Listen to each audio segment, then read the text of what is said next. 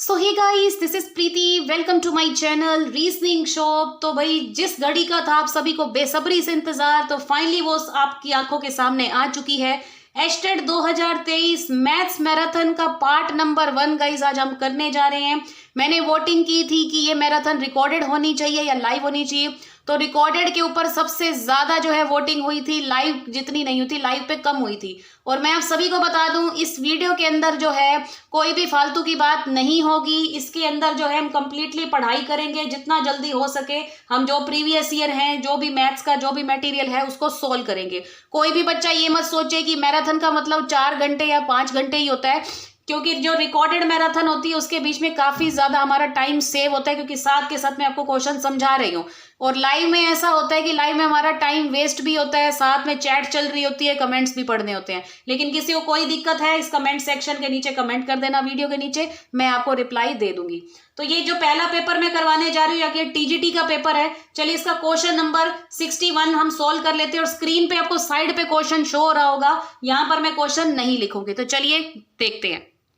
तो question number 61 में लिखा है कि अमूल्य किसी कार्य को 2 दिन में कर सकता है और बिंदु किसी काम को जो है 6 दिन में कर सकता है। तो इन्होंने पूछा 2 दिन में, मतलब दोनों मिलकर एक काम को कितने दिन में खत्म करेंगे। तो ये कितने दिन में खत्म कर सकता है, 2 दिन, और ये कितने दिन में खत्म कर सकता है, 6 दिन। इसका मतलब अगर ये दोनों मिलके काम करें तो ऑफ कोर्स ही बात है, यहाँ पर टोटल वर्क कितना आएगा, इसका दोनों का एलसीएम ले लो। जो इसका कुल काम आएगा वो आएगा 6 रुपए। 6 रुपए। अब ये देखो, ये 2 दिन में 6 रुपए कमाता है, तो एक दिन में कितने कमाएगा, 6/2, इसका मतलब एक दिन में कमाएगा 3 रुपए।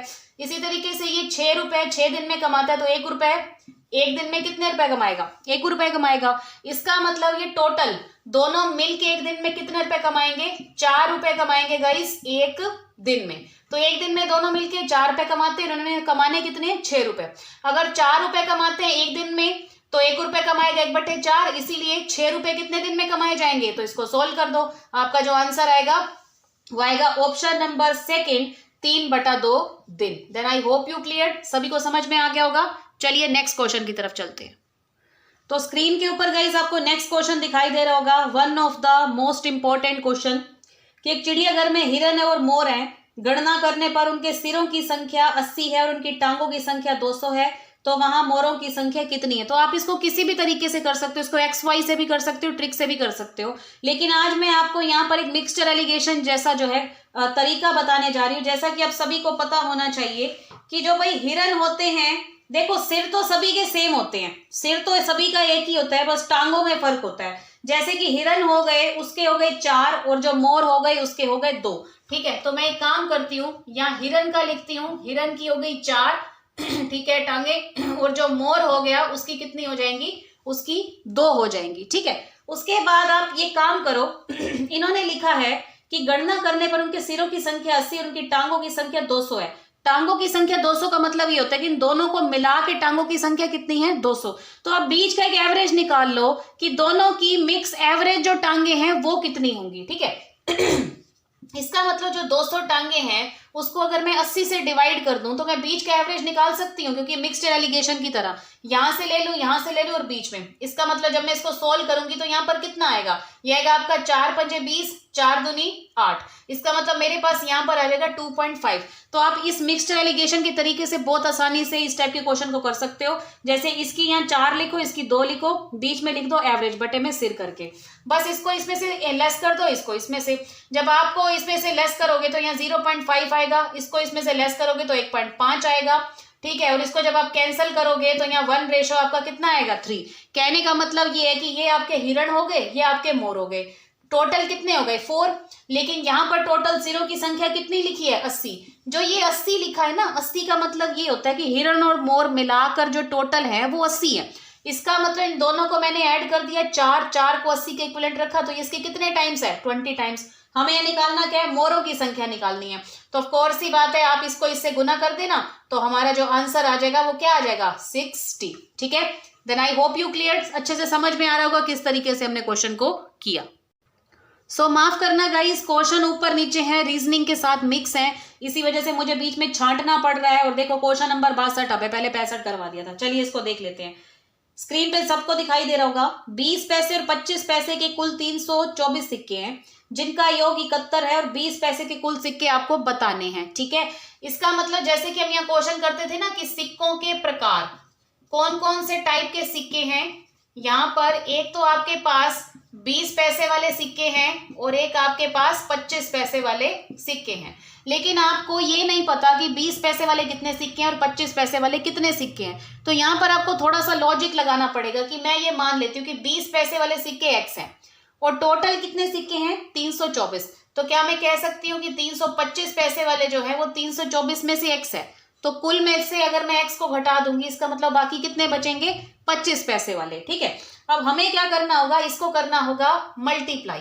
जैसे कि हम करते हैं ना कि ऊपर सिक्कों के टाइप होते हैं, नीचे कितने सिक्के हैं, उसको जब हम टोटल करते हैं तो वो क्या आता है, वो हमारे पास धन राशि आती है। यहाँ पर धन राशि हमारे पास कितनी दी है, धन राशि 71 रुपए दी है, तो हमें इसको करना होगा मल्टीप्लाई। अब एक बात का ध्यान रखना गाइस कि यहाँ पर जो निकलेगा उसको हमने किसके इक्विवेलेंट रखना है, 71 रुपए के, जबकि ये आपके लिए क्या है, ये आपके लिए पैसे हैं।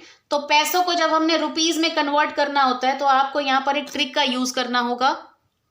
तो गाइस जब आप इसको मल्टीप्लाई करेंगे तो ऑफ कोर्स ही बात है, ये आपका क्या निकल के आएगा, ये 20x निकल के आएगा और ये कितना निकल के आएगा, ये आपका 25 और 324 माइनस x निकल के आएगा, जिसको आप किसके इक्विवेलेंट रखोगे 71 के। लेकिन इसको अभी आप 71 के इक्विवेलेंट मत रखिएगा, क्योंकि इसमें आपकी मर्जी है कि आप इन सबको रुपीज में कन्वर्ट करना चाहते हो या आप इन सबको पैसों में कन्वर्ट करना चाहते हो।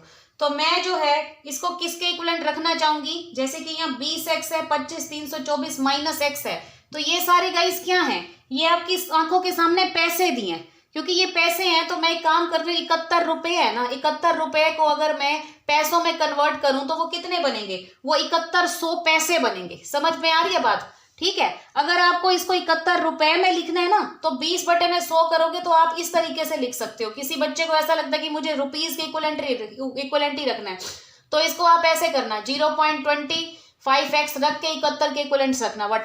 ठीक है, अदरवाइज आप क्या कर सकते हो, इस तरीके से आप इसको सोल्व कर सकते हो। तो जब आप इसको 7100 के इक्विवेलेंट रखोगे तो यहाँ पर कितना आएगा, यहाँ पर आपका 20x आएगा, इसको प्लस कर लेना क्योंकि ये आपके टोटल योग के इक्विवेलेंट है। मैं ये रेशो यहाँ से हटा के इसको प्लस में कन्वर्ट कर रही हूँ। ठीक है, उसके बाद आप इसको इससे मल्टीप्लाई करोगे, ये 324 कोई लेंथी मेथड दी है, थोड़ा सा ध्यान से समझोगे तो सब समझ में आएगा। ये आपका कितना हो गया भाई, ये आपका हो गया 7100। ठीक है, उसके बाद आपको नेक्स्ट क्या करना होगा, बस इसको एक बार मल्टीप्लाई कर लो, 20 में से 25x को घटाएंगे तो 5 का x आएगा। उसके बाद ये आपका आ गया 7100 और इनको आपस में मल्टीप्लाई करोगे, मैंने निकाल के देखा था भाई, यहां पर आएगा आपका माइनस का 8100। ठीक है, जब ये आएगा तो उसके बाद देख लेना भाई, ये आपका 5x आएगा, ये माइनस से माइनस आपका कैंसिल हो जाएगा, ये 1000 आ गया। ठीक है, उसके बाद जब इसको 5 को इसके नीचे रखोगे तो x की वैल्यू कितने जाएगी, आपकी 200 जाएगी। ठीक है, अब थोड़ा सा भाई ध्यान से देख लेना, जब आपकी x की वैल्यू 200 जाएगी तो ये यहाँ पर ये लिख रहे हैं कि यहाँ पर आपको बताने की 20 पैसे वाले सिक्कों की संख्या कितनी है। तो ऑफ कोर्स ही बात है गाइस, हमने 20 पैसे वाले सिक्के कितने माने थे, 20 पैसे वाले सिक्के हमने x ही तो माने थे, तो हमारा आंसर क्या आ जाएगा, हमारा आंसर आ जाएगा 200। नेक्स्ट क्वेश्चन आप सबके सामने आ गया। जैसे कि मैंने कहा कि बीच में रीजनिंग के भी क्वेश्चन है, तो मिक्स क्वेश्चन है। क्वेश्चन नंबर 71 ये कह रही है टैंक 2/5 भाग भरा है, यदि इसमें 16 लीटर पानी और भर दिया जाता है तो वह 6/7 भाग भर जाता है, तो टैंक की कुल क्षमता जो है आपको बतानी है। ठीक है, तो आपको इसको कैसे करना है, जैसे कि मान लो उसके बीच में x लीटर है, ठीक है, उसका 2/5 भाग भरा है ना, तो आपको क्या करना है कि इसका 2/5 भाग जो है वो भरा है। ठीक है, ये कह रहे हैं यदि इसके बीच में 16 लीटर पानी हम और मिला दें, तो मतलब टोटल x लीटर है, मान लो उसका 2/5 भाग भरा है, उसमें अगर हम 16 लीटर पानी और भर देते हैं तो वो 6/7 भर जाता है। 6/7 का मतलब ये कि वो 6x/7 हो जाता है। तो उसके बाद आपको यहाँ क्या करना होगा, ये आपका 2x/5 आ जाएगा, प्लस में 16 आएगा, इज इक्वल टू 6x/7 आएगा। बस इसको सोल्व कर लो, 6x/7 और 2x/5। बस इस इक्वेशन को आप सोल्व कर लो। जैसे कि यहाँ पर कितना आएगा, यहाँ पर आपका 35 आएगा, ये कितना आएगा आपका, ये आपका 30x आ गया। उसके बाद यहाँ से करो 14x। ठीक है, और इसको आप रखोगे 16 के इक्वलेंट, ठीक है। उसके बाद ये भी आपका 16 आ गया और 16x अपॉन में 35 आ गया और ये आपस में कैंसिल हो गए, तो x की वैल्यू गाइस कितनी आएगी, x की वैल्यू आएगी आपकी 35। तो आपको यही बताना था कि उसके कि इस टैंक की कुल क्षमता कितनी है, तो कुल क्षमता हमने कितनी मानी थी, x मानी थी, तो ऑफ कोर्स ही बात है हमारा आंसर आ गया 35। तो भाई किसी को विश्वास ना हो तो मैं आंखों के सामने दिखा रही हूँ, ये देखो ये क्वेश्चन नंबर 65 है, उसके बाद देखो सारे रीजनिंग के क्वेश्चन है, उसके बाद देखो 71वां क्वेश्चन था जिसके बीच में मैथ्स था, ऐसे करके और भी क्वेश्चन है, देख लेते हैं। नेक्स्ट क्वेश्चन स्क्रीन पे आप सभी को दिख रहा होगा कि छोटी से छोटी संख्या ज्ञात कीजिए जिसमें 12, 15, 20 और 54 से भाग देने पर प्रत्येक दशा में शेषफल जो है 8 आता हो। तो आपको क्या करना पड़ेगा, यहाँ पर आपको 12, 15, 20 और 54 इन सब का एलसीएम लेना पड़ेगा। जो इस टाइप के क्वेश्चन होते हैं ना, इन सब के बीच में आपको क्या लेना पड़ता है, एलसीएम लेना पड़ता है। तो मैं उम्मीद करती हूँ भाई आप सब इसका एलसीएम तो ले ही लेंगे।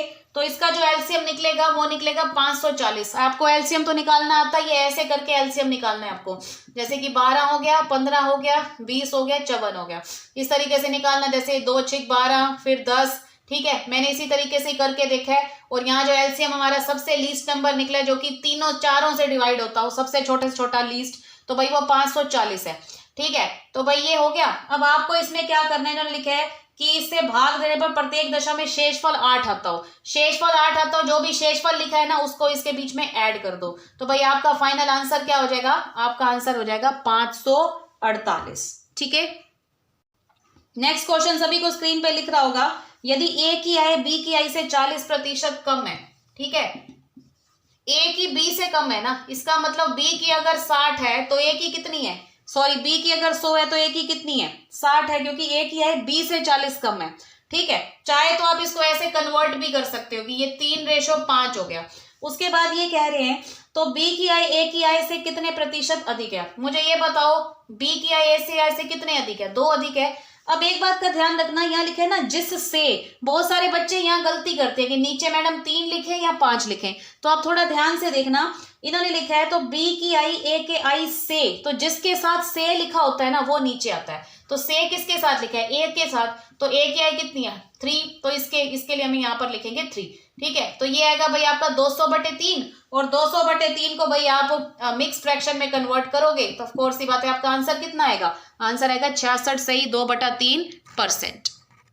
नेक्स्ट क्वेश्चन आप सभी को शोर होगा, find the least number by which 294, छोटी से छोटी संख्या ज्ञात कीजिए जिससे 294 को गुणा करके पूर्ण वर्ग बन जाए। तो जो ऑप्शंस लिखे हैं उसको आप गुणा करके देख सकते हो, अदरवाइज आपको करना क्या होगा, 294 है, जैसे कि आप इसको 3 से गुना करते हो तो कितना आएगा, 9 3 27 और 1 28, 8 हासिल 2, ठीक है, 3 दूनी 6 और 2 8। मतलब आपको ये देखना है कि जो भी यहाँ पर बने वो एक तरीके से पूर्ण वर्ग बने, तो ये तो कोई पूर्ण वर्ग है ही नहीं किसी का, तो आपको क्या करना है, 294 है, इसको अगर मैं 6 से मल्टीप्लाई करूंगी तो ये पूर्ण वर्ग बनेगा, क्या बने, किसका बनेगा वो भी देखते हैं। देखो जैसे कि 6 चौक 24 हासिल 2, 9 5 45, 9 6 54, ठीक है, 54 और 2 कितना हो गया 56, 6 हासिल 5, 6 दूनी 12, ठीक है, 12 और 5 कितना हो गया 17। अगर आपको चेक करना हो ये पूर्ण वर्ग है या नहीं है तो आप ऐसे करके भी चेक कर सकते हो कि ये किसका पूर्ण वर्ग बन रहा है और किसका नहीं। जैसे कि मैंने 2 नंबर ले लिए, ये कितना आ गया 4 चौक 16 आ गया,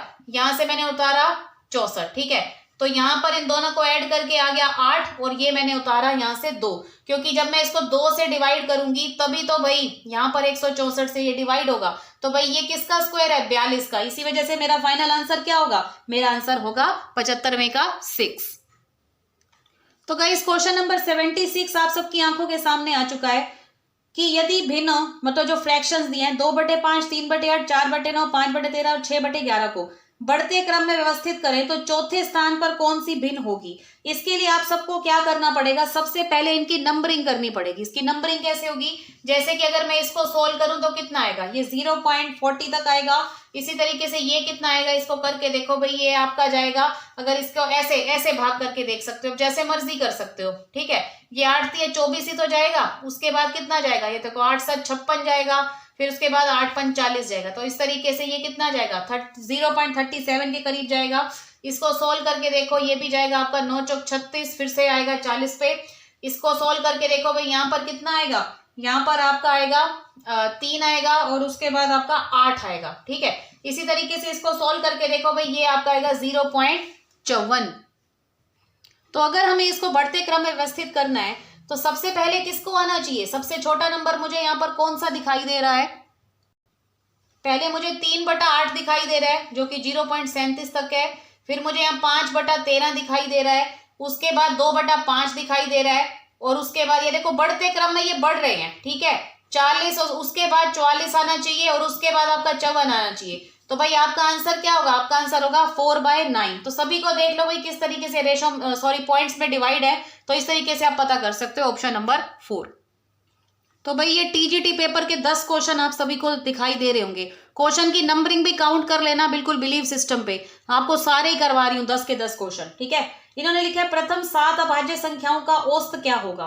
प्रथम 7 अभाज्य संख्याएं, आप सबको पहले पता होना चाहिए अभाज्य संख्याएं कौन सी होती है। 2 होती है, 3 होती है, 5 होती है, 7 होती है, 11। प्रथम कौन सी? 7 लिखनी है। देखो 1 2 3 4 5, ठीक है, उसके बाद ये हो गया 6 और उसके बाद ये हो गया 7। तो इन सबका अगर मुझे औसत निकालना है तो मुझे इसको कितने से डिवाइड करना पड़ेगा? इसको डिवाइड बाय 7 करना पड़ेगा। जब इसको डिवाइड बाय 7 करूंगी, पहले इसका टोटल कर लेते हैं। ये कितना हो गया? 10 हो गया, ये हो गया 17, ठीक है। और उसके बाद 17 और 13 आपका कितना हो गया? 17 और 13 भाई आपका हो गया 30। 30 में मैंने 7 जोड़ा, ये 37 और ये कुल मिला के तो भैया 58 आ चुका है। 58/7 सबको ऐड करके, तो 58/7 है। बस ये कैंसिल तो होते नहीं और इसको डिवाइड करके देख लो भाई ये कितना आएगा? 7 8 56 जाएगा। 7 8 56, 7 3 तो 63 होता है, ठीक है। तो भाई ये आ गया इसके अपॉन में 2। तो भाई ये हमारा फाइनल आंसर हो गया। देखो जैसे ये 2 आ गया, 8 आ गया और 7 आ गया। Is it clear? ठीक है। नेक्स्ट क्वेश्चन आप सभी के सामने स्क्रीन पे आ चुका है। अर्जुन अपनी यात्रा का आधा भाग रेलगाड़ी से 120 किलोमीटर की घंटा गति से और आधा भाग कार द्वारा गति से जो है तय करता है। तो आपने उसकी एवरेज स्पीड निकालनी है।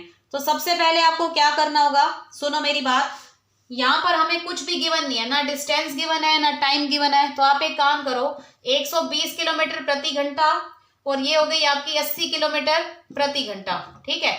इनका एक काम करो, इनका जो है एलसीएम ले लो, ठीक है। अगर आप इसका एलसीएम लोगे तो भाई इसका एलसीएम आएगा आपका 240। 240 जो है ना, यहाँ पर मतलब एक तरीके से आपका डिस्टेंस होगा, ठीक है, डिस्टेंस होगा। अब आप खुद देखो भाई 120 किलोमीटर प्रति घंटा हो, 240 किलोमीटर अगर आपको ट्रेवल करना है तो भाई कितने घंटे लगेंगे? आपको 2 घंटे लगेंगे। मतलब इसके डिवाइड में ये कर दो। ऐसे ही 240 के बटे में अगर आप 80 करोगे तो यहाँ पर कितने घंटे आएंगे? आपके 3 घंटे आएंगे, ठीक है। अब ये कह रहे हैं कि आधा भाग रेलगाड़ी से आधा भाग कार से गया, औसत गति निकालनी है। अब आप एक काम करो कि एक बार वो जाएगा और एक बार वो आएगा, तो मतलब 240 2 बार हो जाएगा। और आप सबको पता होना चाहिए कि जो आपकी औसत गति है मतलब एवरेज स्पीड है, उसका फॉर्मूला होता है टोटल डिस्टेंस, कुल दूरी, ठीक है, और बटे में आपका आता है टोटल टाइम, कुल समय, ठीक है। तो इसके अकॉर्डिंग आपने काम करना है। तो 240 जमा में 240 करेंगे, कितना हो जाएगा? 480 और बटे में कितना आएगा आपका टोटल टाइम? 2 घंटे और 5, ये आ गया आपके बटे में 5। तो 480 बटे में 5 करके देख लो कितना आएगा? 5 9 45 और 5 6, ठीक है। तो आपका आंसर आ गया, कितनी औसत गति आ गई? 96 किलोमीटर पर आवर। नेक्स्ट आ चुके गाइस क्वेश्चन नंबर 80 कि 11 संतरे 10 रुपए में खरीदे जाते हैं और 10 संतरे 11 रुपए में बेचे जाते हैं, तो लाभ प्रतिशत। ऐसे क्वेश्चन तो भाई मैंने बहुत सारे करवाए हैं आपको, जब मैंने टॉपिक वाइज पढ़ाया था कि आपके जो 11 ऑरेंज है, ठीक है, वो कितने रुपए के हैं भाई? 10 रुपए के। और आपके जो 10 ऑरेंज है वो कितने रुपए के हैं? 11 रुपए के। मतलब ये आपका कॉस्ट प्राइस है सीपी और ये आपका क्या है? एसपी। अब आपको क्या करना है, यहाँ पर एक ट्रिक का यूज करना है, इसको क्रॉस मल्टीप्लाई करना है। इस 10 में ये जो 10 गुना करेंगे तो यहाँ आएगा इसका 100। इस 11 में ये 11 गुना करेंगे तो 121 यहाँ पर आएगा। कहने का मतलब ये है कि आपने संतरे 100 रुपए में खरीदे और 121 रुपए में आपने उसको बेच दिया। तो ये बताओ आपका प्रॉफिट कितना हुआ? 121 में से 100 घटा दिया, इसका मतलब 21 आपका क्या हुआ? प्रॉफिट। तो 21 बटे में 100 कर लो, गुना में कर लो 100, तो आप सबका आंसर कितना आ जाएगा? आंसर आ जाएगा 21%। तो ये थे आपके टीजीटी पेपर के 10 क्वेश्चन। अब इसी तरीके से अब मैं आपको पीजीटी पीआरटी के करवाती हूँ 2018 19, ठीक है। ये 2018 के क्वेश्चन है, इसके बाद 2019 वाले भी होंगे, ठीक है, क्योंकि मैराथन का पार्ट नंबर 1 है। पार्ट नंबर 2 में आपको 2020 21 जो भी है उसके आगे के क्वेश्चन करवा दूंगी।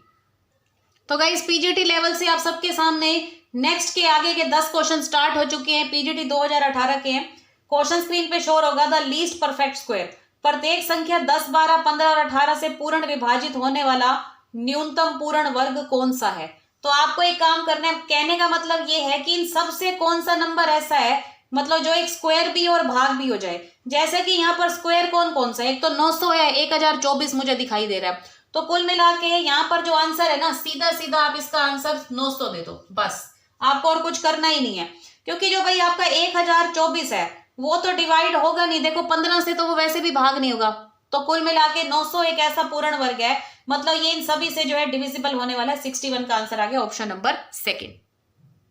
इसके बाद गाइस 5-6 क्वेश्चन एक साथ रीजनिंग के हैं। तो मैथ्स का क्वेश्चन जो है 67 है। आप 10 क्वेश्चन चाहे काउंट कर लेना, बिल्कुल बिलीव सिस्टम पे, ठीक है। अब इन्होंने लिखा है कि x बटे वाई की वैल्यू 4/5 है, तो हमें आगे का सॉल्व करना है। जैसे कि ये 4 बटे में आपका 7 है, तो 2 y के प्लेस पे आप क्या लिखोगे, 5 लिखा है तो गुना में 5 कर दो। उसके बाद माइनस के x के प्लेस पे क्या लिखोगे, 4 लिखोगे। और नीचे भी आपको एज इट इज करना है, 2 गुना 5 जमा में 4, ठीक है। बस इसको सोल्व कर लो। 4/7 आ गया, ये हो गया आपका 5 दूनी 10, 10 में से 4 गया कितना होगा 6। उसी तरीके से 5 दूनी 10, 10 में 4 जोड़ोगे तो 14 आएगा। इस सब का एलसीएम ले लो, एलसीएम कितना आएगा 14 आएगा। 7 दूनी 14, 4 दूनी 8, ये आपका आ गया 2/14। इसको सोल्व करोगे तो आपका फाइनल आंसर कितना आएगा, आपका आएगा 1/7। नेक्स्ट क्वेश्चन, क्वेश्चन नंबर 68 आप सभी को शोर होगा कि एक व्यापार में ए और सी के निवेश का अनुपात 2:1 है और ए और बी के निवेश का अनुपात 3:2 है। यदि उनका कुल लाभ 1573 है तो बी को कितना धन मिलेगा। अब एक काम करो, पहले तो उनकी रेशो को बैलेंस कर लो। मैं काम करती हूं, यहां पर मैं लिख रही हूं सी, ए और बी।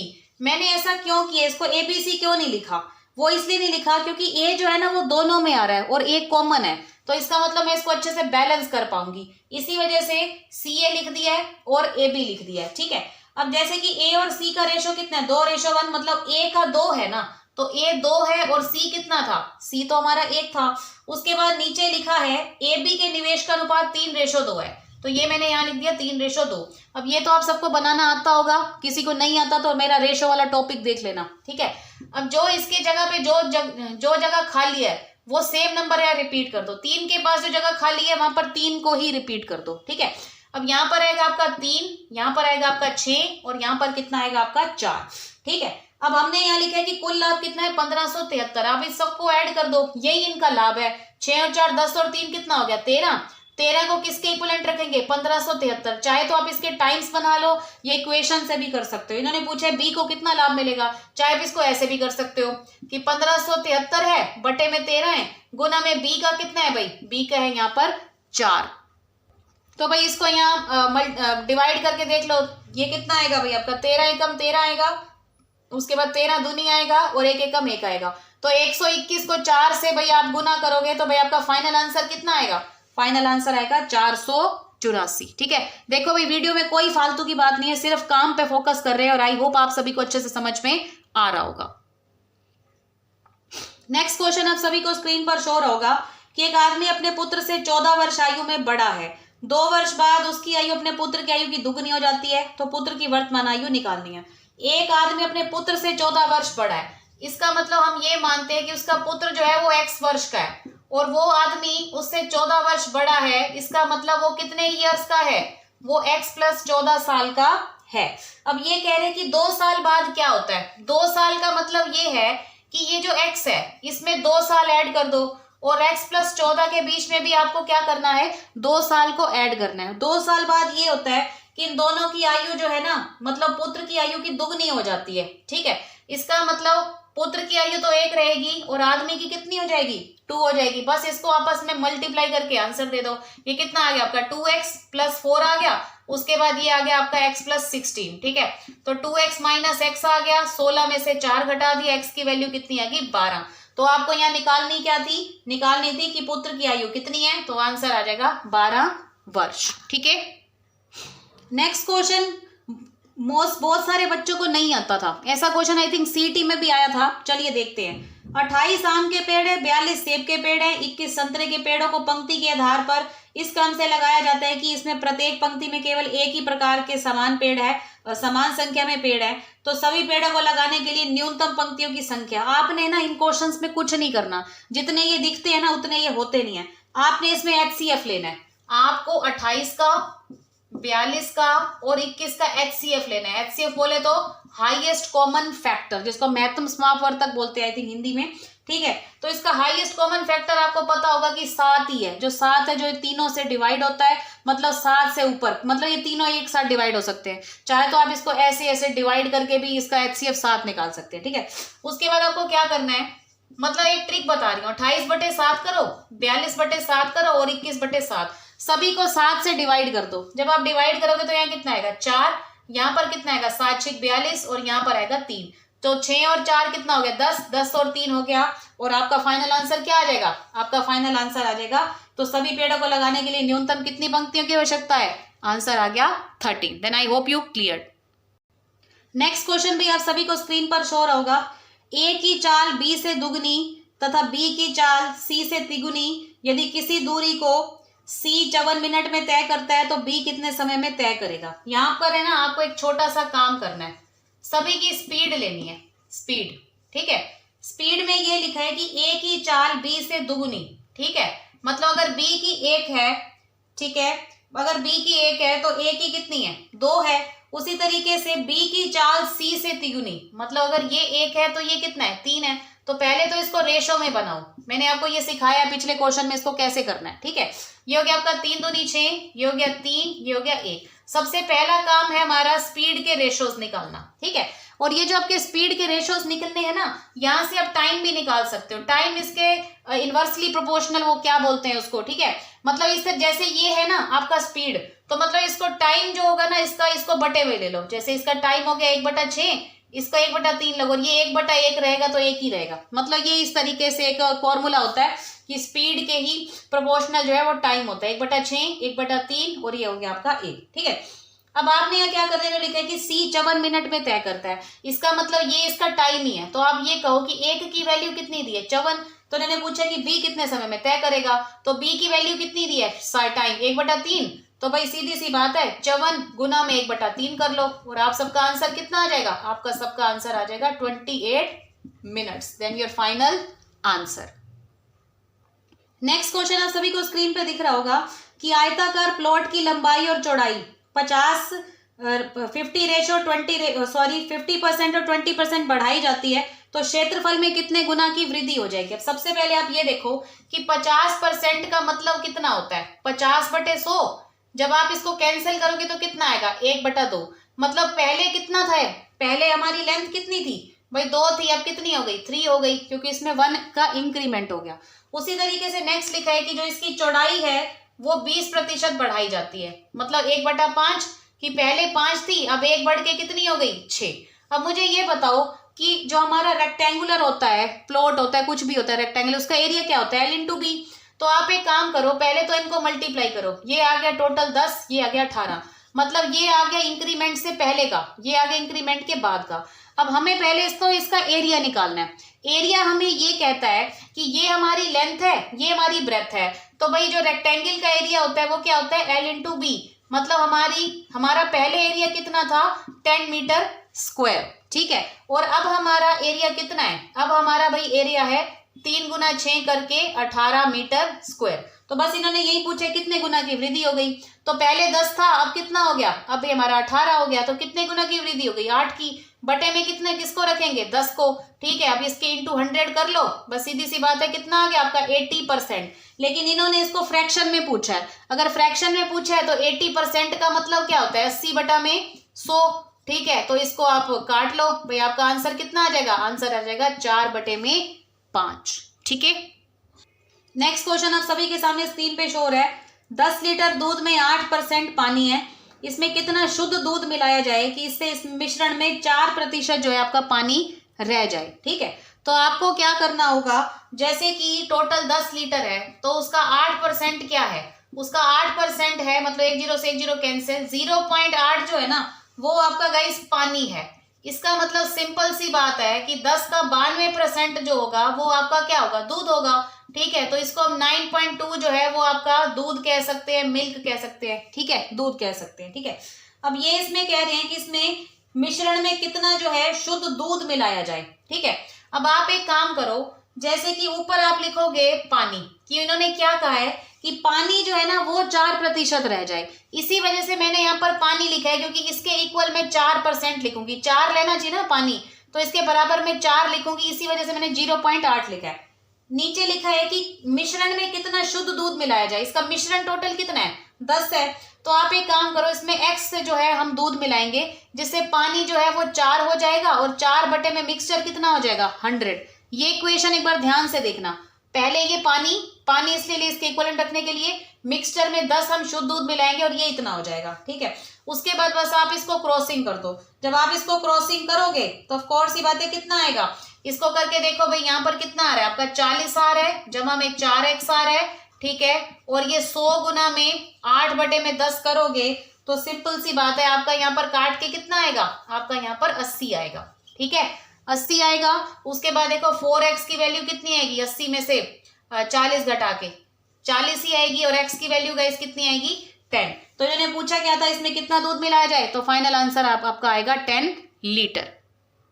नेक्स्ट क्वेश्चन आप सभी के सामने आ चुका है स्क्रीन के ऊपर। ये नाव वाला, अ boat covers a certain distance down stream in 1/2 hour, half hour, while it comes back in 1/2 hours. If the speed of stream be 5 km/h, what is the speed of boat in still water? आपको यहाँ पर क्या लेना है, आपको यहाँ पर लेना है स्पीड ऑफ बोट। ठीक है, speed of boat in still water. Still water होता है जो, ठीक है, उसमें हम बोट की जो स्पीड ले रहे हैं वो हम ले रहे हैं x km/h। ठीक है, x km/h ले रहे हैं गाइस। उसके बाद हमने लिखना है speed of boat in down stream. ठीक है, डाउन स्ट्रीम की जो हम स्पीड लेंगे वो लेंगे भाई हम x+y ले लेते हैं km/h, और जो इसकी अपस्ट्रीम की स्पीड है, अपस्ट्रीम की स्पीड वो हम ले लेते हैं x-y। ठीक है, तो थोड़ा तरीका होता है करने का। उसके बाद हमने क्या करना है, x+y जो है, x+y उसको रखेंगे डिस्टेंस अपॉन 1/2 रख देंगे।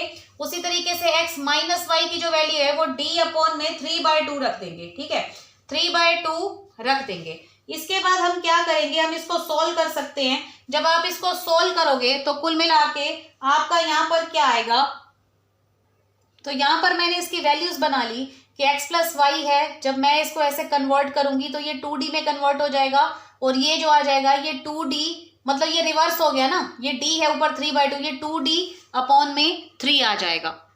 अब जैसे कि क्वेश्चन में ये लिखा है कि स्पीड ऑफ जो स्ट्रीम है वो 5 km/h है, तो हमें क्या करना होगा, हमें फर्स्ट और सेकंड इक्वेशन को यूज करना होगा, और उसके बाद ये हमारी इक्वेशन बनेगी x+5, नीचे आएगा हमारा x-5 और इज इक्वल टू हमारा क्या बनेगा 3 बनेगा। ठीक है, बस इसको आपने सॉल्व करना है। ये आएगा x+5, उसके बाद आएगा 3x माइनस का 15। ठीक है, बस आप एक काम करना, फिर x - 3x कर सकते हो, माइनस का 15, और ये हो गया आपका माइनस का 5 हो गया। ठीक है, बस इसको सोल्व कर लो, ये माइनस का 2x आ गया, माइनस का 20 आ गया, माइनस से माइनस कैंसिल हो गया, और जो आपकी x की वैल्यू आएगी वो कितनी आएगी 10। तो आपका जो आंसर आएगा वो आएगा 10। नेक्स्ट क्वेश्चन आप सभी को स्क्रीन पे दिख रहा होगा कि 3 अंकों की संख्या है 4p3 में, अगर हम 984 जोड़ते हैं पर एक 4 अंकों की संख्या में 3q7 प्राप्त होती है। यदि 3q7 11 से विभाजित हो तो q - p निकालना है। कहने का मतलब ये है कि जैसे कि 3 यहाँ q है, ये 7 है, मतलब हम यहाँ पर q के प्लेस पे कौन सा नंबर लगाएं जिससे जो है ये डिवाइड बाय 11 हो जाए। तो आपको यहाँ पर क्या करना है, जैसे कि ये 11 एकम 11 आ गया। ठीक है, अब आप खुद सोच सकते हो, अगर मैं यहाँ पर 21 रखूंगी तो इसके नीचे 11 आएगा, तो ये एकदम कंप्लीटली डिविजिबल नहीं होगा। तो एक ऐसा नंबर है जो कि है 9, अगर मैं यहाँ पर 9 को रख दूं ना, तो ऑफ कोर्स ही बात है आप इसके नीचे 22 रख पाओगे, जैसे कि ये आ गया, और ये जो 77 है ये इससे कैंसिल हो जाएगा। तो कुल मिला के 9 एक ऐसा नंबर है जो कि आप यहाँ पर ले सकते हो। तो क्या मैं कह सकती हूँ कि जो q है उसकी वैल्यू क्या है, उसकी वैल्यू है 9। बस आपको नेक्स्ट यही करना है कि 4p3 है, उसके बीच में हमने जोड़ना है 984 जोड़ना है। 984 जब हम जोड़ते हैं तो हमारे पास क्या संख्या आएगी, हमारे पास आएगी 1397। ठीक है, तो बस हमने सिंपल सा काम करना है, 4p3 है, 1397 में से 984 को हमने करना है लेस। जब हम लेस करेंगे तो भाई यहाँ पर कितना आएगा, यहाँ पर आएगा भाई 413, तो 4p3 413। ऑफ कोर्स ही बात है, हमें p की वैल्यू 1 ही रखनी चाहिए ना। जब हम 1 रखेंगे तो ये 413 413 एक दूसरे के इक्वलेंट हो जाएंगे बस। और अब हमें निकालना क्या है, हमें निकालना है q माइनस p। तो भाई q की वैल्यू तो हमने 9 ही कही थी और p की वैल्यू हमने कितनी निकाली 1, तो ऑफ कोर्स ही बात है हमारा आंसर क्या आ जाएगा, आंसर आएगा फाइनल 8। तो गाइस अब आपको पीआरटी वाले क्वेश्चन जो है वो दिखाई दे रहे होंगे। यदि a b से 2 अधिक है, b c से 10 अधिक है तथा a plus B plus C की वैल्यू 130 हो तो b plus C minus a का मान जो हमें बताना है। सबसे पहले ये बताओ कि a b से अधिक है, इसका मतलब ये कि a माइनस बी की जो वैल्यू है वो कितनी है, वो 2 है। क्या हम इससे a की वैल्यू निकाल सकते हैं, बिल्कुल निकाल सकते हैं कि 2 प्लस बी कह सकते हैं, या हम इसको b प्लस 2 भी कह सकते हैं, b प्लस 2 भी कह सकते हैं, ठीक है।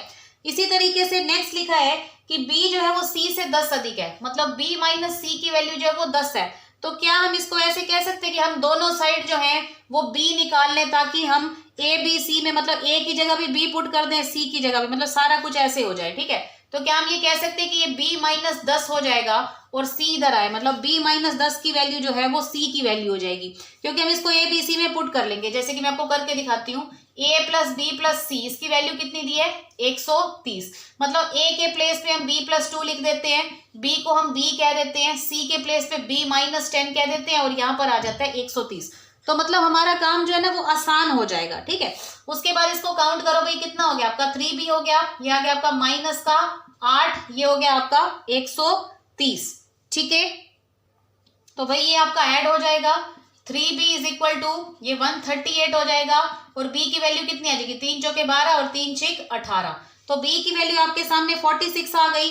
बस उसके बाद आप सभी की वैल्यू निकाल सकते हो, जैसे कि b माइनस सी की वैल्यू निकालनी है, तो इसकी ये क्या था 10 था, इसके प्लेस पे अब 46 लिखो, ये आ गया आपका 10, 46 में से 10 को लेस करो तो कितना आ गया, c की वैल्यू आप सबके सामने आ गई 36। तो ऐसे करते आप a की वैल्यू भी निकाल सकते हो, तो a की वैल्यू निकाल लो, वो कैसे निकलेगी भाई, ठीक है।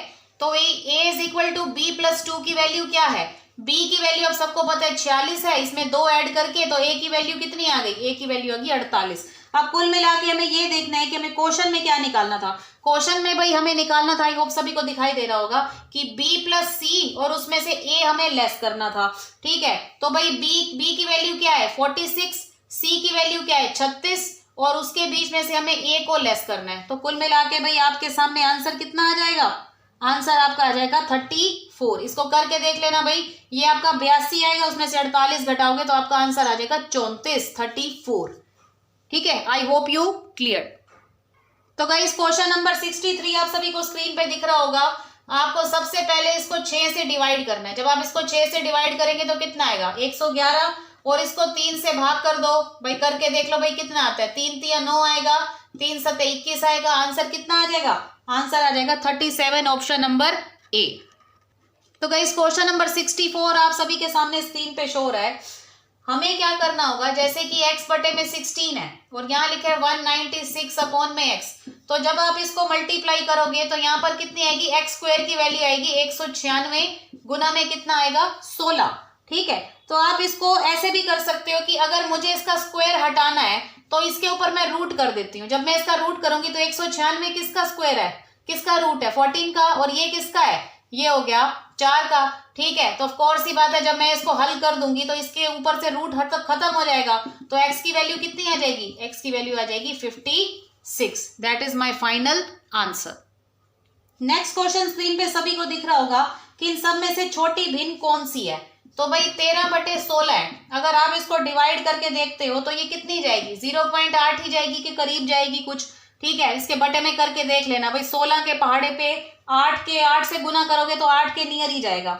इसी तरीके से 17 बटे 21 है, अगर आप इसको करके देखो भाई कितना जाएगा 21 सते, ठीक है, 21 सटे 168 जाएगा, तो ये भी 0.8 के नियरेस्ट ही कुछ जाएगा। उसके बाद आपका 15 बटे 19 है, ठीक है, 15 बटे 19 करोगे तो ये 0 जाएगा। उसके बाद आप करके देखोगे भाई 150 के नियरेस्ट लाना है, तो 9 7 63 हासिल 6, 7 और 6 13, इसका मतलब ये जो है कि 7 के अकॉर्डिंग कुछ जाएगा, ठीक है। उसके बाद भाई नेक्स्ट है आपका 7 बटे 8, तो इसको करके देखो, ये आएगा 0, 8 सते 56, ठीक है, और 8 8 64, तो मतलब 70 के नीचे 64 तो आ सकता है। तो कुल मिला के आपका आंसर क्या आएगा? आपका आंसर आएगा 15/19। तो गाइस क्वेश्चन नंबर 71 सभी को स्क्रीन के ऊपर दिख रहा होगा। भाई एक बार देख लेना, मुझसे कोई क्वेश्चन छूट ना जाए, क्योंकि यहाँ है ना रीजनिंग के मिक्स क्वेश्चंस हैं। ठीक है, बता देना भाई। यहाँ लिखा है 3/5 छोटा है, मतलब 3/5 से 4/7 बड़ा है, वो ग्रेटर लेसर वाले साइन है। ठीक है, तो हमें चेक करना है। पहले में ये पता होना चाहिए कि 3/5 का मतलब क्या होता है। ये होता है भाई आपका 0.6 होता है। 4/7 का मतलब क्या होगा? 0.5 तक होगा। और 8/9 का मतलब भाई आपका क्या होगा? ये 0.8 तक होगा। तो कुल मिला के हमें ये पता करना है कि सबसे पहले अगर मैं कहूं तो पहले ये आना चाहिए, फिर ये आना चाहिए, और फिर ये आना चाहिए। मतलब 3/5, फिर उसके बाद आना चाहिए मेरे पास, सॉरी पहले मेरा आना चाहिए 4/7, फिर उसके बाद मेरा 3/5 आना चाहिए, और उसके बाद मेरा 8/9 आना चाहिए। और ऐसा जो है वो मुझे सिर्फ ऑप्शन नंबर 4 में मिल रहा है। तो ऑफ कोर्स ही बात है भाई, मेरा आंसर क्या होगा? 71वें का आंसर होगा ऑप्शन नंबर 4। तो गाइस नेक्स्ट क्वेश्चन सभी के सामने स्क्रीन पर आ चुका है। थोड़ा ध्यान से देखिएगा, जब मैं इसको सोल्व करूंगी कि 3 + 1/4 को सोल्व करूंगी तो मेरे सामने कितना आएगा? 4 × 12 आएगा, जमा 1 करके 13/4 आएगा। तो एक एक स्टेप करके अगर आप सोल्व करोगे ना तो इसमें आप सबको समझ में आएगा। ठीक है, तो यहाँ पर मेरा कितना आने वाला है? यहाँ पर मेरा आने वाला है 13/4। तो क्या मैं इसके नीचे लिख सकती हूँ कि 1 के नीचे मैं 13/4 लिख लेती हूँ। ठीक है, मैंने डायरेक्ट लिख लिया 13/4। उसके बाद जब मैं इसको रिवर्स ऑर्डर में करूंगी तो ऑफ कोर्स ही बात है, ये कितना बन जाएगा? ये मेरा 4/13 बन जाएगा। जब ये 4/13 बनेगा तो आप इसको सोल्व कर सकते हो, जैसे कि ये 13 आ गया और यहाँ पर कितना आ गया 4, तो ये कन्वर्ट हो गया 17/13 में। ठीक है, अब उसके बाद आपको नेक्स्ट क्या करना है, मतलब मेरे पास ये इक्वेशन आ गई x प्लस, ठीक है, अब इसको 13/17 में कन्वर्ट कर लो, 13/17 में। और जब आप इसको 13/17 में कन्वर्ट करेंगे तो भाई ये चाहे इसको इधर लाओ, मर्जी है आपकी। तो 2 में से 13/17 को लेस कर दो, तो x तो अपनी जगह पर है। ठीक है, बस उसके बाद इसको लेस कर दो, कितना आएगा? यहाँ पर 17 आ गया, 17 दूनी 34 आ गया, 34 में से 13 घटा दो, ये आ गया आपका 21/17। मतलब इस टाइप के जो क्वेश्चंस होते हैं ना, इनको स्टेप बाय स्टेप सोल्व करना होता है, तभी आप सबको अच्छे से समझ में आएगा। Then I hope you clear. Next question screen पे आप सभी के सामने आ चुका है, क्वेश्चन नंबर 75। ये कह रहे हैं कि रेलगाड़ी जो 180 किलोमीटर प्रति घंटे की चाल से चल रही है तो उसकी गति हमें मीटर सेकंड में निकालनी है। तो आपको क्या करना है, 180 है, मैंने आपको बोला था कि किलोमीटर को मीटर सेकंड में कन्वर्ट करने के लिए 5/18 से भाग करते हैं। जब मैं इसको 5/18 से भाग करूंगी तो भाई यहाँ पर कितना आएगा? यहाँ पर मेरे सामने आएगा 50 मीटर सेकेंड। तो मेरा आंसर आ गया ऑप्शन नंबर 1। तो भाई क्वेश्चन नंबर 76 सभी के सामने स्क्रीन पे आ चुका है। तो आपको इस क्वेश्चन का क्या हल करना है, तो थोड़ा सा यहाँ पर समझ लो। कुछ इस तरीके से आपके सामने क्वेश्चन लिखा है। ठीक है, आप एक काम करो, नहीं समझ में आ रहा है, इन दोनों की स्क्वायरिंग कर दो, बोथ साइड्स। जब आप इसकी बोथ साइड स्क्वायरिंग करोगे तो यहाँ पर क्या होगा, जैसे कि ये इससे कैंसिल हो गया और यहाँ पर जो है इसका 2 गुना हो जाएगा। मतलब आप एक काम करो, इसको गुना करने की जरूरत नहीं है, 84 × 84 कर लो और ये x आ जाएगा। स्क्वायरिंग करोगे तो ये कट जाएगा, ये रूट खत्म हो जाएगा, और ये 18 गुना में 14 ये इसके नीचे आ जाएगा। तो 14 छीके क्या हो जाएगा आपका 84, 6 × 18 हो गया, 3 दूनी 6 हो गया और 3 8 में 24। इसका मतलब है यहाँ पर x की वैल्यू कितनी आ जाएगी आपकी? x की वैल्यू हो जाएगी 28। Then I hope you clear. तो नेक्स्ट है भाई क्वेश्चन 77। अब यहाँ पर जो है अगर हम इसको सोल्व करते हैं, इसका रूट खोलेंगे तो भाई कितना आएगा? 2 0 का एक ही 0 बनेगा और यहाँ पर आपका 5 आ जाएगा।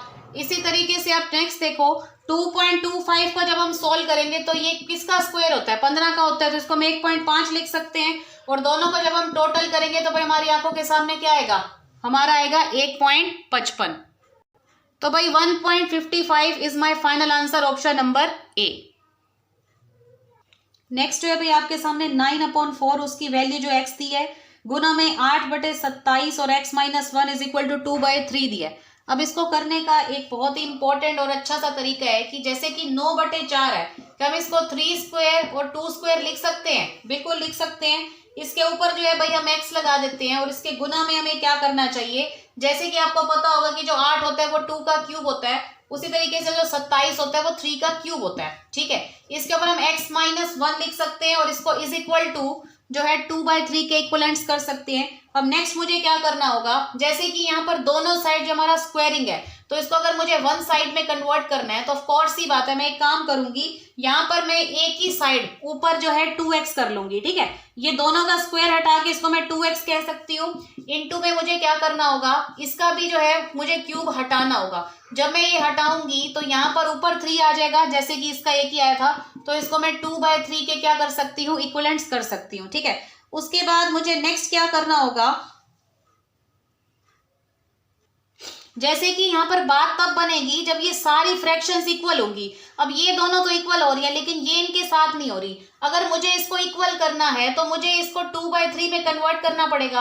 अब आपको पता है कि अगर ये बीच वाली संख्या को उल्टा कर दूं तो ये माइनस का 2x हो जाएगा। ठीक है, ये इक्वेशंस होती हैं जो कि आपको, ये पावर्स होती हैं, पावर्स आई थिंक आपने पढ़ी होंगी। तो यहाँ पर 2/3 आएगा और यहाँ पर 3x, ठीक है, और इसके बीच में -1 और 2/3 एज इट इज आपका रहेगा। उसके बाद आपको नेक्स्ट क्या करना है, जैसे कि आपको पता है कि दोनों नीचे वाले जो बेस सेम होते हैं तो उनकी जो पावर्स होती है वो क्या होती हैं, आपकी ऐड हो जाती हैं। तो 2/3 है, ठीक है, इसके ऊपर माइनस का 2x करेंगे और ये क्या हो जाएगी, आपकी ऐड हो जाएगी, 3x - 3 आ जाएगा। और ये जब कैंसिल होगा तो यहाँ पर कितना आ जाएगा, सिंपल सी बात है, ये 2/3 के इक्वलेंट्स होगा। ओके, यहाँ पर आपको क्लियर हो रहा होगा अच्छे से। और इसकी पावर तो भाई 1 नहीं है, इसकी पावर से तो कोई लेना देना नहीं है। उसके बाद आपको नेक्स्ट क्या करना होगा, जैसे कि ये जो है यहाँ पर कितना आ जाएगा, x आ जाएगा -3, और इसको 1 के इक्वलेंट रख सकते हो क्योंकि इसकी पावर 1 तो है ही ना, तो 1 पावर को आपने छोड़ना नहीं है। तो यहाँ पर ये 1 है, इसमें 3 ऐड करके आपका जो फाइनल आंसर आ जाएगा वो आ जाएगा x की वैल्यू 4। इस वाले 1 को यहाँ भूलना मत, क्योंकि ये जो इक्वल के बाद कुछ लिखा है भाई उसका भी कुछ मैटर बनता है। तो ये जो 1 है, x - 3 = 1 आ जाएगा, तो x की वैल्यू कितनी आ जाएगी, =4। भाई अब आपके सामने 2019 वाले पेपर स्टार्ट हो चुके हैं और ये PRT वाला मैं करवा रही हूँ, सारे मिक्स ही हैं। तो क्वेश्चन आप सभी को दिख रहा होगा कि एक व्यक्ति 8,000 रुपए 15% वार्षिक दर से 3 वर्ष के लिए उधार लेता है, तो उसे कुल कितना साधारण ब्याज चुकाना होगा। तो भाई आपको फॉर्मूला तो पता ही है, सिंपल इंटरेस्ट का क्या होता है, P × R × T अपॉन में 100। तो यहाँ पर भाई हमारे पास प्रिंसिपल कितना दिया, 8,000, उसके बाद हमारे पास 15% रेट दिया और टाइम कितना दिया है, 3। ठीक है, बस इसको सोल्व कर लो, ये कितना आ जाएगा, ये आपके पास आ जाएगा, इसको गुना करोगे ये आपका आ जाएगा 3,000 और ये आपका आ जाएगा 3600। ठीक है, तो 3600 जो है भाई आपका फाइनल आंसर, एक सेकेंड, हाँ 3600 आपका फाइनल आंसर होगा कि उसको कितना साधारण ब्याज चुकाना पड़ेगा। क्वेश्चन नंबर 63 आपके सामने आ चुका है। आप सबको ये पता होना चाहिए कि ये किसका क्यूब रूट है। ठीक है, अगर ये आप मुझसे पूछोगे तो भाई ये 27 का क्यूब रूट है। जब आप इसको ओपन करोगे और यहाँ पर क्वेश्चन मार्क के प्लेस पे आप x को लेट कर सकते हो, तो इसके डिवाइड करोगे तो भाई x की वैल्यू कितनी आएगी, x की वैल्यू आएगी भाई 9। तो आपका आंसर आएगा ऑप्शन नंबर 4। नेक्स्ट क्वेश्चन आप सभी के सामने लिखे कि आयत की जो लंबाई है वो उसकी चौड़ाई की 3 गुना है। ठीक है, लंबाई चौड़ाई की 3 गुना है, इसका मतलब भाई चौड़ाई जो है उसको हम मानते हैं कि x है। तो भाई लंबाई कितनी होगी, लंबाई आपकी होगी 3x, क्योंकि लंबाई जो है चौड़ाई की 3 गुना है। उसके बाद देखिए कि आयत का क्षेत्रफल 147 वर्ग मीटर है। अब आपको पता है कि क्षेत्रफल क्या होता है, आयत का जो एरिया होता है वो क्या होता है, लंबाई गुना में चौड़ाई होता है, लेंथ इनटू में ब्रेथ होता है। ठीक है, तो क्या हम ऐसा कर सकते हैं कि 147 यहाँ पर लिखें और यहाँ पर हम x लिखते हैं और इनटू हम 3x लिखते हैं। ठीक है, जब हम ऐसे लिखेंगे तो भाई 147 आएगा और वो किसके इक्विवेलेंट आएगा, 3x² के। ठीक है, उसके बाद हमें क्या करना होगा, इसके बटे में 3 करना होगा, तो ये आपका आएगा 3 चौके 12 और 3 निम 27। ठीक है, जैसे कि x² के इक्विवेलेंट है और जब हम इसका रूट करेंगे तो x की वैल्यू कितनी आ जाएगी, x की वैल्यू आ जाएगी 7। तो इन्होंने हमसे पूछा है कि इसका पेरीमीटर बताना है, भाई परिमाप बताना है। तो इसके परिमाप का फॉर्मूला क्या होता है, 2l + b। ठीक है, तो भाई हमारे पास लेंथ कितनी दी है, लेंथ तो भाई x की वैल्यू तो 7 है, लेकिन ब्रेथ कितनी होगी 3x, मतलब 3 × 7। तो हमारी जो ब्रेथ होगी वो होगी 21। ओके, तो 21 + 7 करेंगे तो कितना आएगा 28, और 28 दूनी हमारा आंसर कितना आ जाएगा, फाइनल आंसर आ जाएगा 56। Then I hope you clear. अब देख लो भाई आप सबकी आंखों के सामने, कोई बकवास नहीं है वीडियो में, सिर्फ हम अपने काम से मतलब रख रहे हैं, ताकि अब हमारे पास पढ़ने का टाइम बहुत ही कम है, तैयारी करने का, रिवीजन का। तो हम देखो अब जल्दी जल्दी से किस तरीके से हम क्वेश्चंस को कर रहे हैं। बिल्कुल बेनिफिशियल मैराथन है। लाइव में बहुत सारे बच्चे ऐसे फालतू की बातें भी करने आ जाते हैं जो सबका टाइम वेस्ट कराते हैं, जो पढ़ने वाले बच्चे होते हैं। लेकिन रिकॉर्डेड में ऐसा कुछ भी नहीं है, सीधा आप आराम से पढ़ो और बढ़िया से काम करो। नेक्स्ट क्वेश्चन आप सभी को स्क्रीन पे दिखाई दे रहा होगा कि अमित ने एक परीक्षा में 175 अंक प्राप्त किए और वह 35 अंकों से फेल हो गया। यदि परीक्षा में उत्तीर्ण होने के लिए 35% अंक की चाहिए तो पूर्णांक ज्ञात करें। तो सबसे पहले आपको क्या करना है, 175 अंक लिए और 35 से अनुत्तीर्ण हो गया, मतलब अगर वो 35 नंबर और ले लेता तो वो क्या हो जाता, वो पास हो जाता। इसका मतलब पास नंबर कितने हैं, पास अंक जो है वो है आपके 210 और इन्होंने 35% जो है वो दिए पास नंबर। तो 35% को हम 210 के इक्विवेलेंट रख सकते हैं। तो हमें यहाँ निकालना क्या है, हमें यहाँ निकालना है कुल अंक। ठीक है, तो एक की वैल्यू कितनी आएगी, 210 बटे में 35, इसीलिए मैं भाई हम यहाँ पर 100 की वैल्यू निकाल लेंगे। तो 100 की वैल्यू कितनी आएगी भाई, इसको करके देखो, 7 पंजे 35, 7 या 21, ये आपका आ गया final answer 600। Then I hope you clear. Okay, तो भाई नेक्स्ट क्वेश्चन नंबर 68 आप सबकी आंखों के सामने दिया है कि 15 व्यक्तियों के एक समूह में 7 हिंदी पढ़ रहे हैं, 8 इंग्लिश पढ़ रहे हैं, 3 इनमें से कोई भी भाषा नहीं पढ़ते, तो कितने व्यक्ति हिंदी और अंग्रेजी दोनों पढ़ते हैं। आप इसका एक अच्छा सा डायग्राम भी बना सकते हैं। जैसे कि यहाँ पर ये देखो, जो बाहर आता है ना वो कुल आता है। जैसे कि कह रहे हैं ना कि 7 हिंदी पढ़ते हैं, इसका मतलब हम ये कहेंगे कि 7 हिंदी यहाँ पर है और 8 इंग्लिश जो है आपके यहाँ पर है। इसका मतलब हम ये कह सकते हैं कि अगर ये 7 हिंदी हैं तो ये जो 3 है वो इनमें से कोई भी भाषा नहीं पढ़ते। पहले आप ये देख लो, अगर 7 हिंदी पढ़ने वाले हैं और 3 उसमें से नहीं पढ़ने वाले, तो आप एक काम करो, इसमें से इसको लेस कर दो, मतलब 4 ऐसे हैं जो कि ओनली वाले हैं, जो कि ना पढ़ने वालों में आप कह सकते हो, जैसे भी कह सकते हो, और 8 में से 3 घटा के आप 5 भी ऐसे ही कह सकते हो। ठीक है, इसका मतलब ये कितने हो गए टोटल, 4 और 3 हो गए 7, 7 और 5 कितने हो गए आपके 12। आप इसको किसी भी तरीके से कर सकते हो, जैसे कि कुल हो गए आपके 15, उसमें से 12 हो गए जो कि ना पढ़ने वालों में से हो गए और 3 ऐसे हो गए जो कि सब कुछ पढ़ने वालों में से हो गए। आप इसको कैसे भी कर सकते हो, तो आपका फाइनल आंसर क्या आ जाएगा, फाइनल आंसर आ जाएगा 3। आप इसको ऐसे भी कर सकते हो कि 7 + 8 कर सकते हो, उसमें से भी आप 12 लेस करके आप इसका आंसर जो है वो 3 निकाल सकते हो। नेक्स्ट क्वेश्चन है गाइस अंश और हर वाला। यदि किसी भिन्न के अंश मतलब डिनोमिनेटर में मतलब 200% की वृद्धि की जाए, सॉरी न्यूमिनेटर में, और हर में 350% की वृद्धि की जाए तो ये 5/12 हो जाता है। आपको एक काम करना है, दोनों को मान लें कि ये 100 है, मतलब आपका न्यूमिनेटर भी 100x है और डिनोमिनेटर आपका 100y है। अगर पहले में 200% की वृद्धि होगी तो ये 300x बन जाएगा, और 100 में अगर हम 350 की वृद्धि करेंगे तो वो 450y बन जाएगा। तो कुल मिला के यहाँ पर कितना आ रहा है, हमारे सामने आ रहा है 5/12। अब ये जो 5/12 है इसको अब सोल्व कर लो, यहीं से ही सोल्व कर लो, अपना काम भी खत्म होगा। ये देखो 5 × 30 आ गया, फिर इसको आप कैंसिल करके देख लो, ये 3 दूनी 6 आ गया, 3 × 3, 3 पंजे 15 आ गया, उसके बाद ये 3 पंजे 15, 3 चौके 12। बस इसी तरीके से इसको काट के देख लो, तो ये आपके सामने आ गया 2x/5 = 1/4। बस इसको जब आप सोल्व करोगे आपके सामने कितना आएगा, 4 दूनी 8x = 5, तो x की वैल्यू कितनी आएगी, 5/8। आपको ऐसा कुछ करने की जरूरत नहीं है कि आप 300 में 12 को गुना करो या 450 में इसको गुना करो, कुछ नहीं करना, डायरेक्ट आंसर आपको करना है। तो क्वेश्चन नंबर 74 आप सभी के सामने स्क्रीन पे आ चुका है कि एक कार 690 किलोमीटर की दूरी 30 घंटे में तय करती है, तो उससे चाल बतानी है। तो भाई 690 किलोमीटर है, बटे में 30 घंटे कर दो, तो कुल मिला के आपका आंसर कितना आ जाएगा, आपका आंसर आ जाएगा 223 km/h। ठीक है, तो देखो भाई कितने आसान से 0 लेवल के क्वेश्चन है, मतलब कुछ भी नहीं करना आप इसमें आपको। नेक्स्ट क्वेश्चन आप सभी को स्क्रीन पे शो रहा होगा।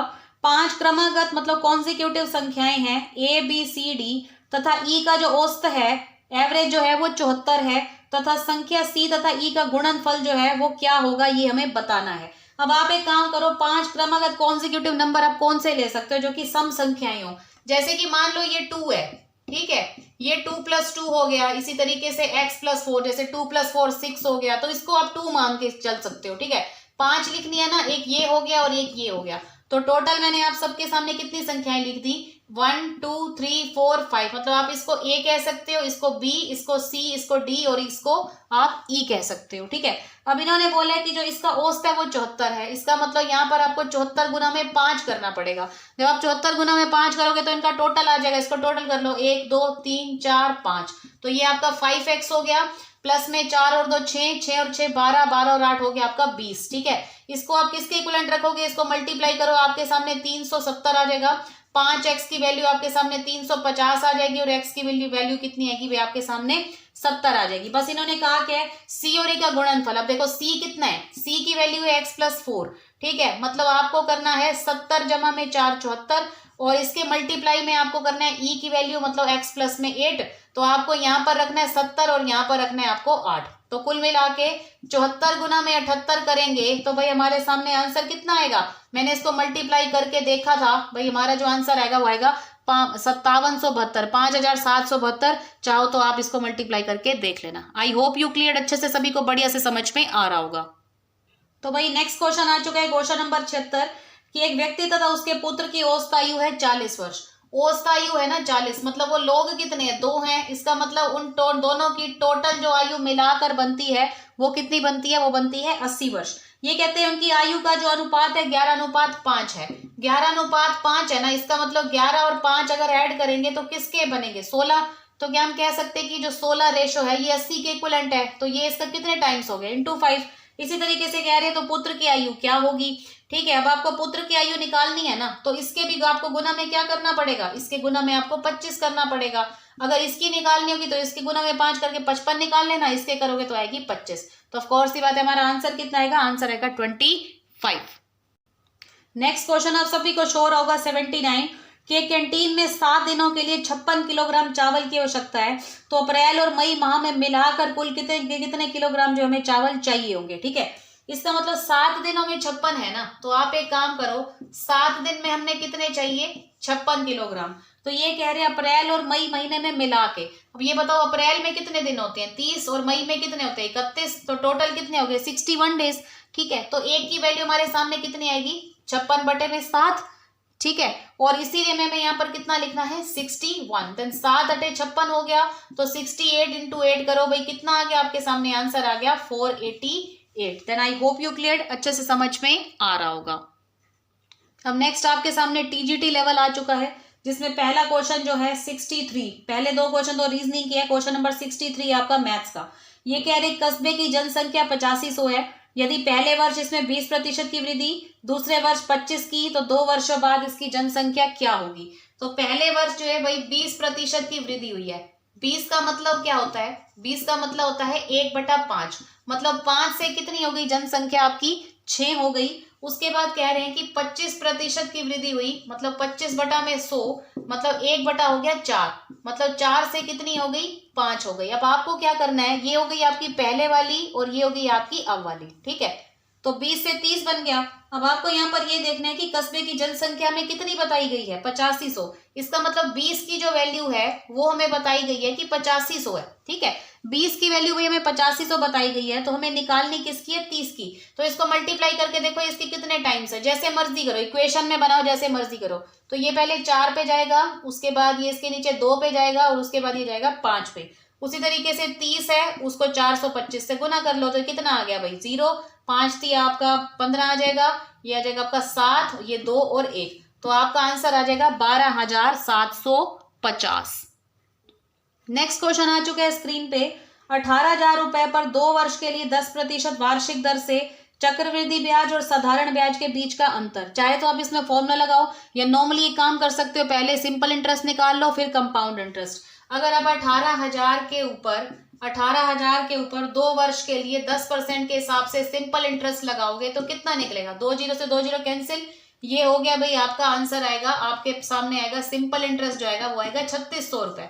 अब देखो भाई कंपाउंड इंटरेस्ट निकालने का फॉर्मूला कैसे होता है, चक्रवृद्धि ब्याज अगर किसी को निकालना हो तो जैसे कि 10% जो है इसका इंटरेस्ट है। ठीक है, तो आप एक काम करो, आप इसको कैसे भी कर सकते हो, जैसे कि हमारा जो इंटरेस्ट है 10 से 11 और है, जितने साल है ना उतने साल इसको ले लो। ये कंपाउंड के लिए स्पेशल फॉर्मूला, 2 साल दिया है ना, तो पहले 10 से 11 फिर 10 से 11, अगर यहाँ 3 साल होता तो हम एक बार फिर 10 से 11 कर लेते। ठीक है, तो 10 और 10 को आपस में गुना करेंगे तो 100 आएगा, 11 और 11 को करेंगे तो आपका 121 आएगा। मतलब पहले आपका प्रिंसिपल 100 हो गया, अब आपका प्रिंसिपल 121 बन गया, तो आपका कंपाउंड इंटरेस्ट कितना आ गया, वो आ गया आपका 21। ठीक है, लेकिन यहाँ पर हमारे सामने 100 की वैल्यू 18,000 दी है, तो क्या हम कह सकते हैं कि ये जो 100 है ये 18,000 के इक्वलेंट है। अगर ये 18,000 के इक्वलेंट है तो ये इसके कितने टाइम्स बनता है भाई, ये इसके बनता है 180 टाइम्स। ठीक है, तो इसके भी 180 टाइम्स कर लो। जब हम इसके 180 टाइम्स करेंगे तो ये कितना आएगा, ये आएगा 0, फिर आएगा 8, ये आएगा 7, ये आएगा 1 और ये आएगा 2। तो मतलब कुल मिला के हमारा प्रिंसिपल हो गया 18,000 और हमारा जो मिश्र धन जो अमाउंट हो गया वो हो गया 21,780। अब ये बताओ कि अगर मैं 21,780 में से 18,000 को लेस कर दूं तो मेरा कंपाउंड इंटरेस्ट कितना बनेगा, मेरा कंपाउंड इंटरेस्ट बनेगा 3780। तो मतलब ये मेरा CI है और ये मेरा SI है। इन्होंने कहा है दोनों के बीच का अंतर निकालना है, तो भाई आप एक काम करो, इसमें से इसको लेस कर दो, तो कुल मिला के 180 जो है ना वो आप सबका फाइनल आंसर आ जाएगा। Then I hope you clear guys. Next question आप सभी के सामने स्क्रीन पे दिखाई दे रहा होगा कि 14,500 रुपए साधारण ब्याज पर 6 वर्ष में 21,460 रुपए हो जाते हैं, तो ब्याज की दर बतानी है। इसका मतलब 14,500 आपका मूलधन है। ठीक है, तो आपने क्या करना है, 21,460 में से आपने 14,500 को करना है लेस, ताकि आपको पता चले कि आपका जो है एक तरीके से सिंपल इंटरेस्ट क्या है। तो ये जो आपका निकल के आएगा उसके बाद आप फॉर्मूला कर सकते हो, जैसे कि सिंपल इंटरेस्ट का फॉर्मूला क्या होता है, प्रिंसिपल, ठीक है, प्रिंसिपल गुना में आपका जो होती है टाइम होता है, रेट आपके सामने दिया नहीं है, और अपॉन में कितना कर लेंगे हम 100 कर लेंगे। ठीक है, आप इसको जैसे मर्जी कैंसिल कर सकते हो, 1 0 से 1 0 कैंसिल कर सकते हो, या 3 या 5 कर सकते हो, फिर इसको कैंसिल कर सकते हो, 5 दूनी 10 बना सकते हो, 5 9 45, इस तरीके से आप इसको सोल्व कर सकते हो। ठीक है, अब आपके सामने ये आ गया, अब चाहो तो आप इसको इससे कैंसिल कर लो। ठीक है, फिर आप इसको 696 है और ये आपका कितना आ जाएगा, आपके सामने आ जाएगा 29 गुना में 3 R आ जाएगा। ठीक है, आप इसको सोल्व कर लो। मैंने इसको किसी और तरीके से करने की कोशिश की है, जैसे कि यहाँ आपका 116 आ गया और ये इसको काट के इसके बटे में 2 आ गया, ये 29 आ गया, तो इसको तो आप काट ही सकते हो।